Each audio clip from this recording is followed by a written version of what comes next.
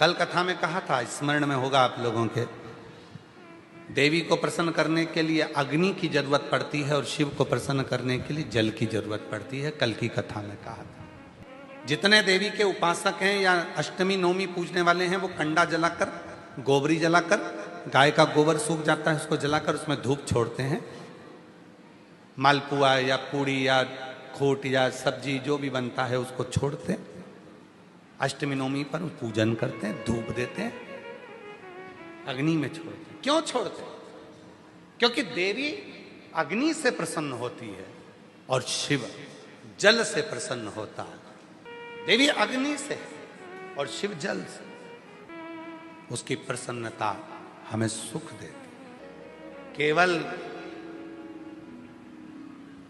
4 नवरात्रे होते हैं, 2 गुप्त होते हैं, एक चैत्र का होता है, एक शरदी होता है। केवल 4 नवरात्रे ऐसे होते हैं जिन नवरात्रे में शिव जी के मंदिर में अगर दीपक भी लगाया जाता है तो लंबी बत्ती का लगाया जाता है। बाकी के समय में शिव के मंदिर में गोल बत्ती का दीपक लगता। क्यों?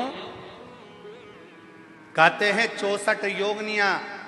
आपको पहले भी कहा था, आज फिर अच्छे से समझ लीजिए।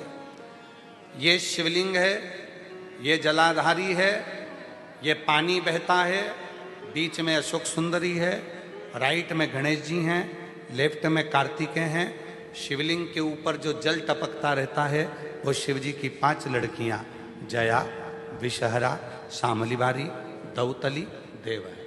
ये पीठिका पार्वती जी का हस्त कमल। ये पीठिका पार्वती जी का हस्त कमल। इस पीठिका के नीचे जितना मोटा भाग रहता है, शिवलिंग जहां रखा है उस पीठिका का जितना मोटा भाग, जहां से पानी नीचे गिरता है, जितना मोटा भाग होता है, इतने पूरे मोटे भाग में मां आद्य शक्ति के 64 योगनियां यहां पर विराजमान होती है। जब हम जल समर्पित कर कर लंबी बत्ती का दीपक नवरात्रे में लगाते हैं तो जो 64 योगनियों की जो शक्ति है, 64 योगनियों का जो फल है, देवी की आराधना और साधना का जो फल है, भले हमने व्रत करा नहीं करा, भले हमने पूजन करी नहीं करी, भले हम नवरात्रे में कोई व्रत साधना तप नहीं कर पाए, कोई बात नहीं, पर जिसने शिव को जल चढ़ाया, ये जल बहकर यहां से निकलेगा।